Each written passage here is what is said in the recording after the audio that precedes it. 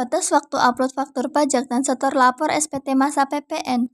Dalam administrasi PPN, proses pertama yang dilakukan adalah administrasi faktur pajak. Faktur pajak terkait pajak masukan maupun pajak keluaran akan menjadi dasar penyusunan SPT masa PPN. Batas waktu upload faktur pajak berdasarkan Pasal 44 Ayat 1 Peraturan Direktur Jenderal Pajak Nomor Per Strip 11 PJ 2025 atau Per Strip 11 2025 ditegaskan bahwa batas waktu unggah faktur pajak elektronik atau modul e-faktur paling lambat tanggal 20 bulan berikutnya setelah tanggal pembuatan e-faktur yang disetujui oleh DJP.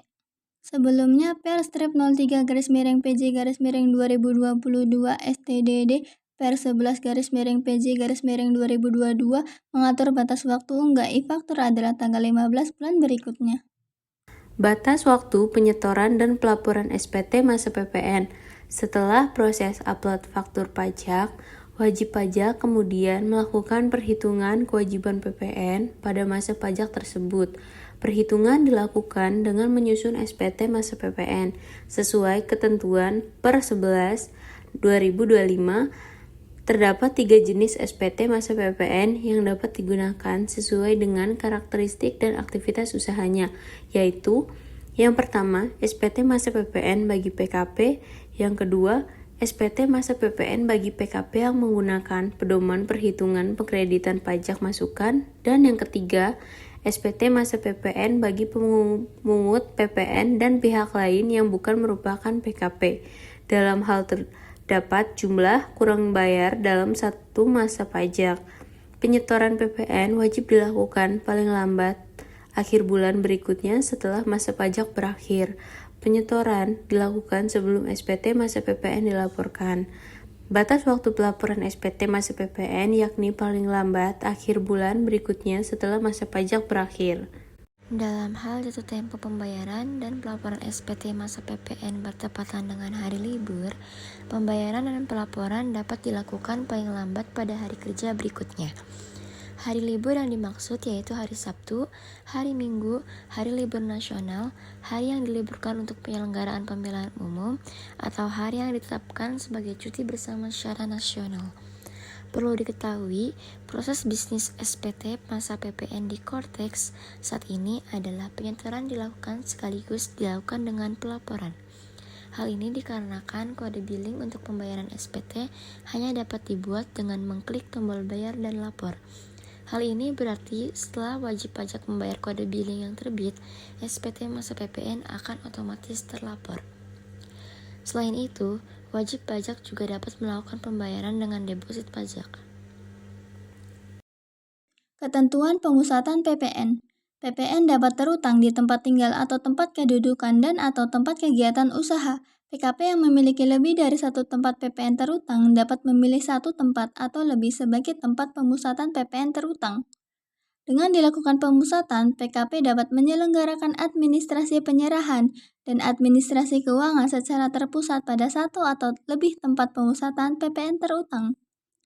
Hal tersebut secara terperinci diatur dalam Peraturan Direktur Jenderal Pajak Nomor Per Strip 11 PJ 2020 tentang penetapan satu tempat atau lebih sebagai tempat pemusatan PPN terutang.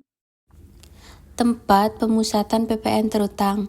Untuk tempat pemusatan PPN, PKP dapat memilih tempat tinggal, tempat kedudukan, dan atau tempat kegiatan usaha di mana pengusaha tersebut telah dikukuhkan sebagai PKP. Namun, perlu diperhatikan bahwa terdapat tempat yang tidak dapat dipilih sebagai tempat pemusatan PPN. Tempat tersebut adalah tempat tinggal, tempat kedudukan, dan atau tempat kegiatan yang berada di tempat penimbunan berikat, termasuk di dalamnya kawasan berikat.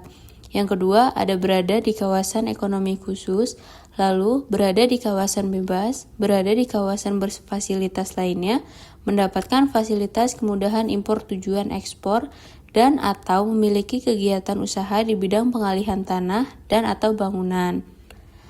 Selain itu, tempat PPN terutang yang secara nyata tidak memiliki kegiatan usaha dan atau tidak melakukan kegiatan administrasi penyerahan dan administrasi keuangan juga tidak dapat dipilih sebagai tempat pemusatan PPN terutang.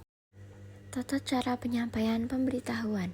Untuk melakukan pemusatan PPN, PKP wajib menyampaikan pemberitahuan secara elektronik kepada Kepala Kanwil DJP tempat pemusatan dengan tembusan kepada Kepala KPP terdaftar. Berikut adalah contoh format pemberitahuan pemusatan terutang.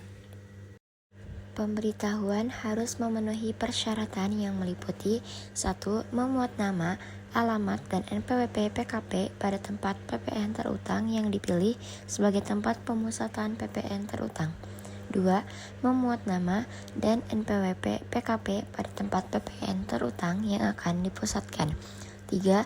Dilampiri surat pernyataan penyelenggaraan administrasi terpusat yang menyatakan bahwa administrasi penyerahan dan administrasi keuangan diselenggarakan secara terpusat pada tempat yang dipilih sebagai tempat pemusatan PPN terutang. Tempat pemusatan PPN terutang dan tempat PPN terutang yang akan dipusatkan tidak termasuk tempat tinggal, tempat kedudukan, atau tempat kegiatan usaha yang dikecualikan, dan tempat pemusatan PPN terutang secara nyata memiliki kegiatan usaha dan atau melakukan kegiatan administrasi penyerahan dan administrasi keuangan. Dan yang terakhir, nomor 4, dilampiri surat kuasa khusus dalam hal pemberitahuan dilakukan oleh kuasa sesuai dengan ketentuan peraturan perundang-undangan di bidang perpajakan. Berikut adalah contoh format surat pernyataan penyelenggaraan administrasi terpusat.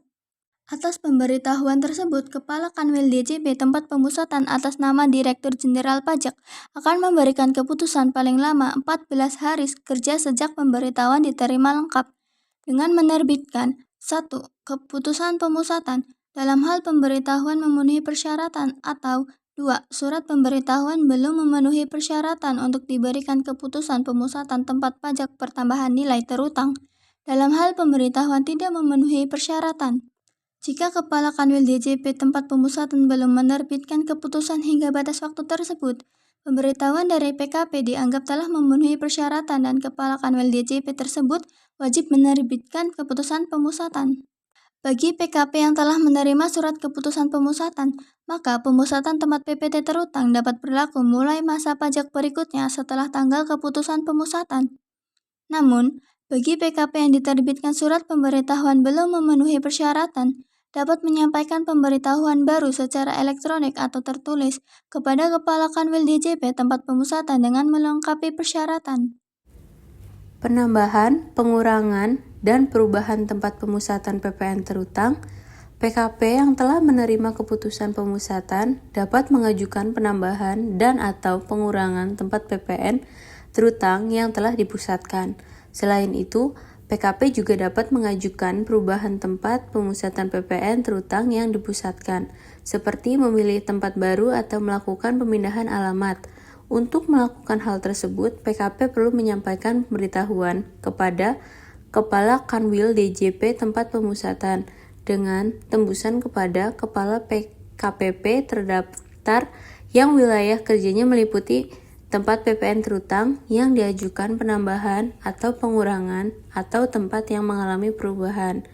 Pemberitahuan penambahan atau pengurangan atau perubahan tempat pemusatan PPN terutang mengikuti persyaratan seperti pemberitahuan pemusatan PPN terutang sama seperti pemberitahuan pemusatan Kanwil DJP tempat pemusatan atas nama Direktur Jenderal Pajak akan memberikan keputusan paling lama 14 hari kerja sejak pemberitahuan penambahan, pengurangan, atau perubahan tempat pemusatan PPN diterima lengkap. Kewajiban terpusat. Pemerintah telah merilis Peraturan Menteri Keuangan Nomor 81 Tahun 2024 atau yang disingkat PMK 81/2024. PMK tersebut mengatur berbagai ketentuan perpajakan, termasuk hak dan kewajiban bagi wajib pajak yang memiliki lebih dari satu tempat kegiatan usaha. Merujuk pasal 464 PMK 81/2024, wajib pajak yang memiliki satu atau lebih tempat kegiatan usaha, hak dan kewajiban perpajakannya dilakukan terpusat menggunakan NPWP pusat.